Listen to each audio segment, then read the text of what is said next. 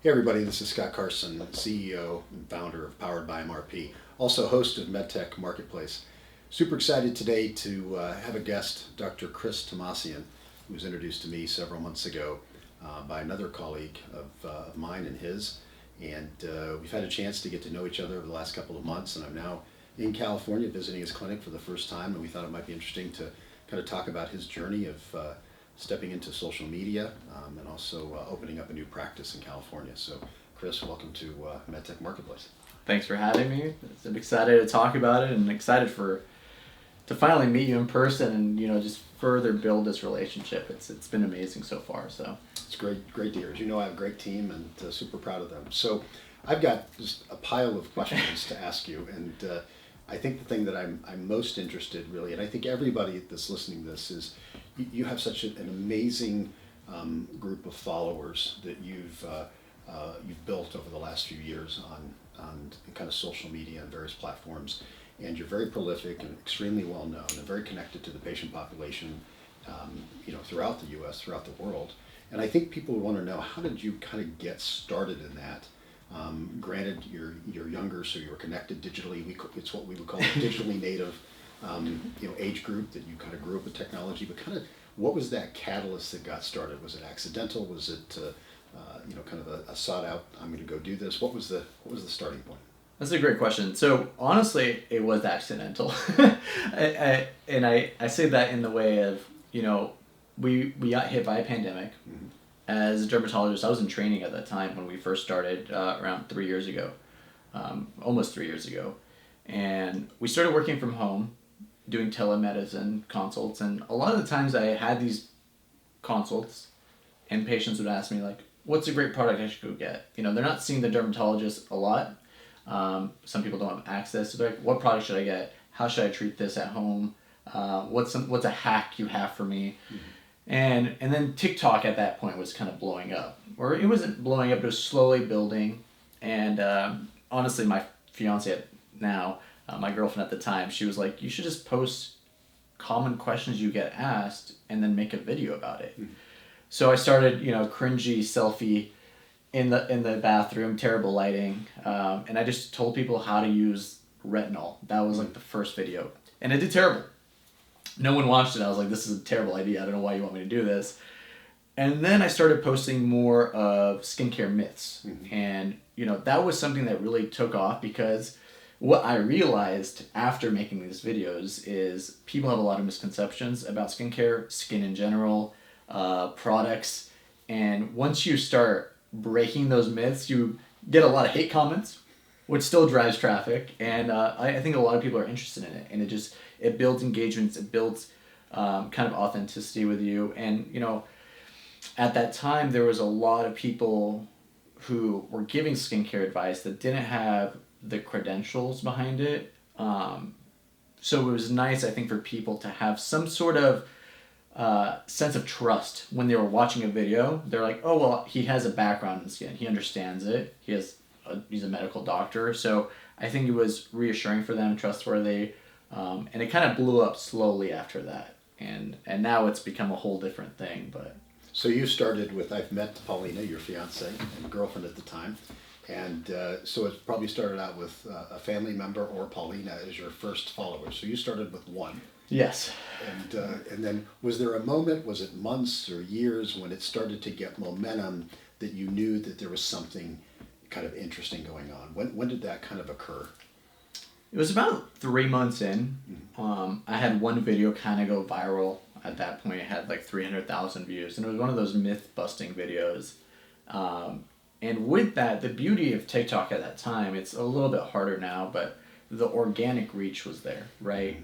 The way they're pushing out content, like if you were interested at all in skincare, you'll probably see that video. Mm-hmm. So the follower base generated pretty strong in that time.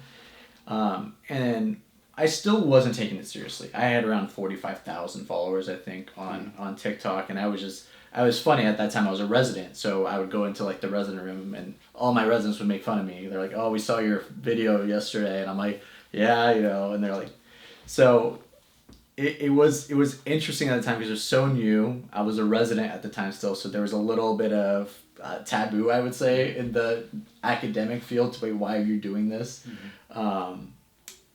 But I think once I hit around 200,000 followers, I was like, there's a need. There's a need. People have questions, and people are doing terrible things to their skin. One thing that people don't realize about social media is most of it is actually not creating content, it's consuming it. You have to consume hours and hours of content to see what consumers are doing. What is the population doing right now to their skin? And then you could go in on the back end and be like, that's wrong, stop doing that, or you should try this. And I think that's how it really built more authenticity. So today you have several million followers. Across all, about 2 million, yeah. 2 million. And where do you think that's going to kind of lead to? Where do you think that will go? Because I know some colleagues of yours have reached 10 million, 20 million, and I think it's pretty amazing the reach they're getting. So do you think there's any end in where this will go? I think it continues to build. I tell people this all the time. The day I don't enjoy doing it, I'll just stop. And at this point, I enjoy it. And what it does is, one, it's nice because it bridges the gap between, my local area where I practice. There's only so many people who know me, but I have a wide net of people who know me through digital.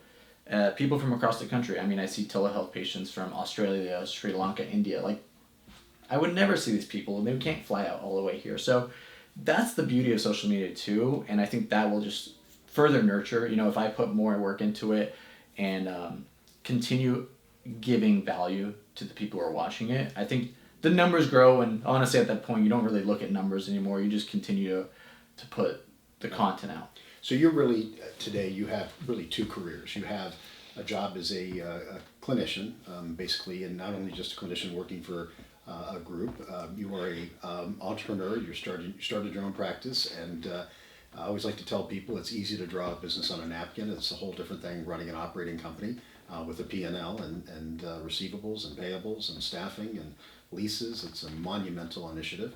At the same time, you're building this massive social content really for your customer base and your patient base and viewers. And I'm guessing these are really two full-time positions. And take up a tremendous amount of time. That's an assumption, and we talked about this briefly before, but I think people need to understand what the commitment is, because I think everyone that's a clinician or even a patient understands to become a board-certified dermatologist is a massive undertaking. It's a 20-year commitment of education and internship and fellowship, and to get that degree and to stay board-certified, it's a massive commitment, and I think many people are just kind of envious of that drive. But now you're doing something completely different in parallel that also requires. So tell us about the commitment, the time, and the energy that it takes to do both. It's a lot. Honestly, so I am blessed. My father is a family physician. He has his own practice. So I was always accustomed to the private practice life, and I saw the pros and the cons of it. So I wasn't going into it completely blind.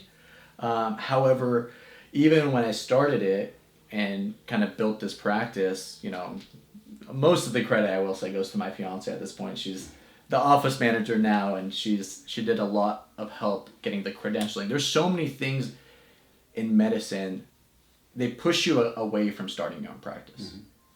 From credentialing to paperwork, everything is just 6 months, 8 months out lead time. So I'm starting these things during residency. Mm-hmm.